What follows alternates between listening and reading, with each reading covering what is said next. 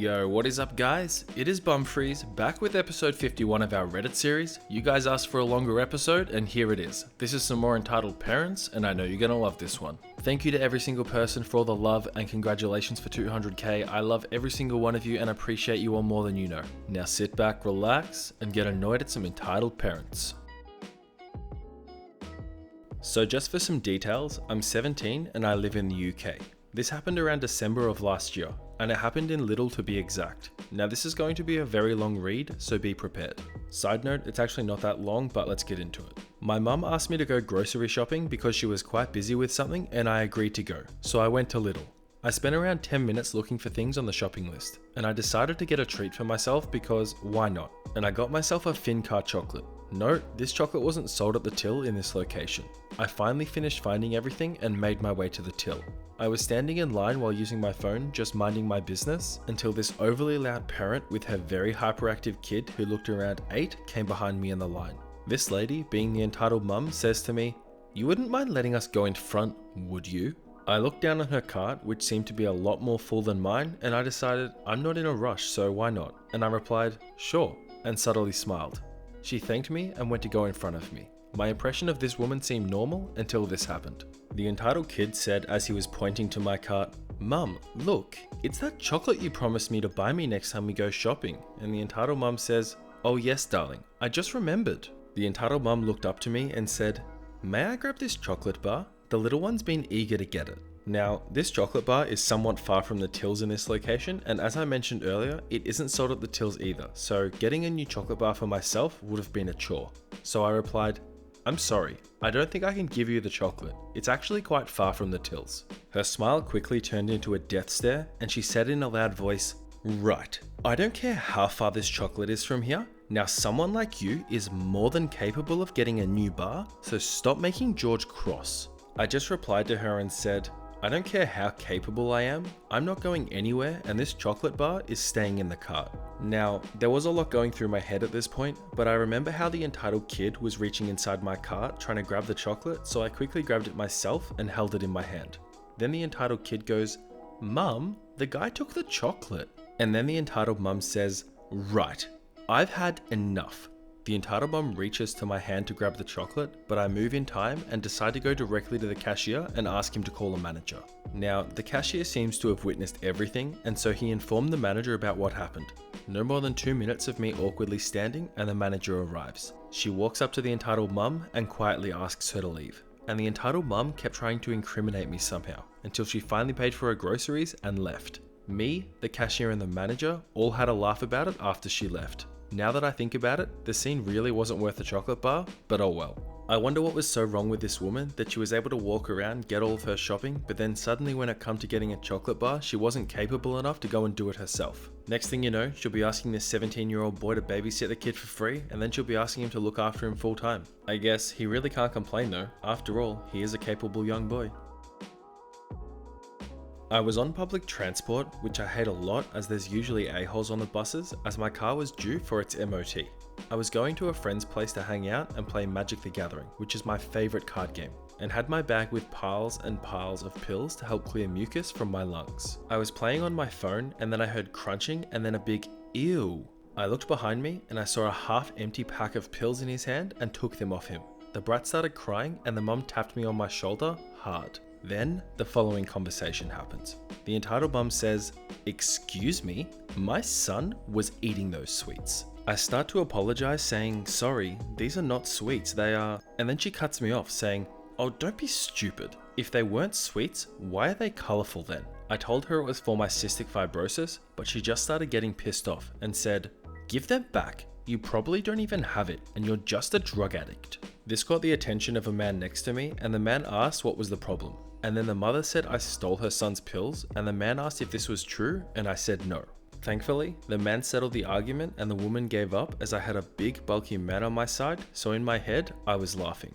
What kind of mother watches their young child take some random person's pills and cares so little that all they really care about is trying to get more of the pills for themselves? Fair enough that sometimes kids do stupid things. They took the pills thinking they were lollies and they shouldn't have done that. But as a mother, you definitely don't try and get more pills, you take your kid to the hospital. You never know though. Maybe entitled parents follow a different handbook to the rest of us.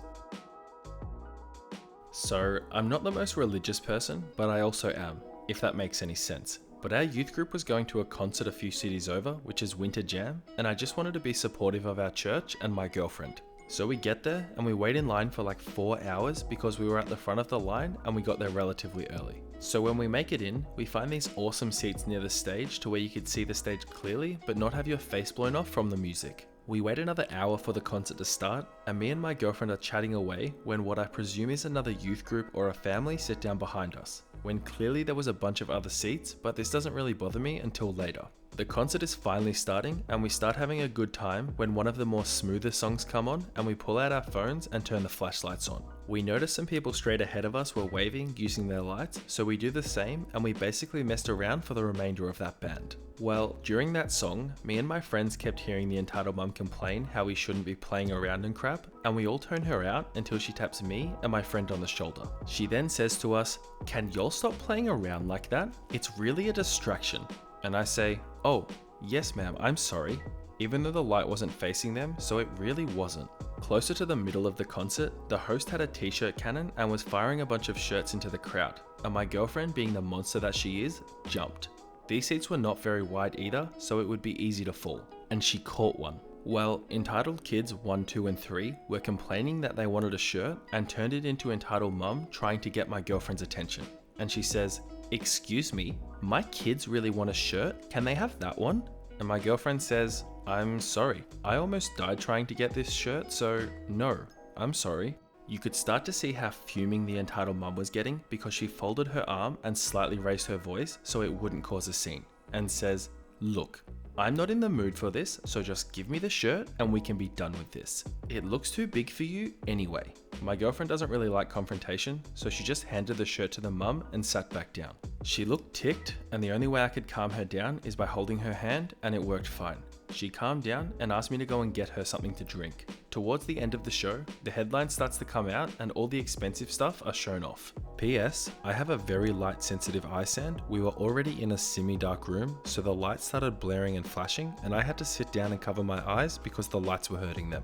Well, entitled mum didn't take too kindly to this, and not even gently Simmy punched my shoulder and said, "What are you doing? Stand up." And I said, "No, my eyes are..." And she doesn't let me finish and says, "I don't care what you have to say. I'm saying stand up." Some more arguing goes on when my girlfriend's mum looked me in the eyes with a "Do you want me to step in" look written all over it. I nod slightly and she walks over to where the entitled mum is and says, "Is there a problem?" The entitled mum says, "Yes. Tell him to stand up. He's being a bad influence to my kids." Then my girlfriend's mum, being the badass she is, says, "How is he being a bad influence when you're the one screaming at a 17-year-old boy?" The entitled mum starts to pout, saying stuff about our generation and crap as she storms out. Luckily, this is the last I see of her, and the rest of the time was a blast. And then later that night, I had my first kiss with my girlfriend, so it was an amazing night regardless of the entitled mum. Well, at least for future reference, it's good for me to know that if I come across an entitled mum while I'm trying to have a good time at a concert, I'm not allowed to do so because it's going to ruin her experience. I'll make sure to just sit there, not make a sound, just to keep you happy, okay?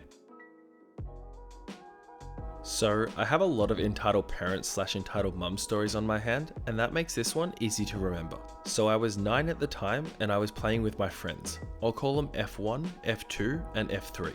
So we were all playing in F2's yard when we find out that F1, who lived the furthest away, had recently gotten a new pet turtle, and Rox is what she called him. So we all left to go up to her house and see this bad boy. So we're all walking to F1's house. She and F3 are talking, I'm listening to music, and F2 is way too excited. All is well for us until we get to her house.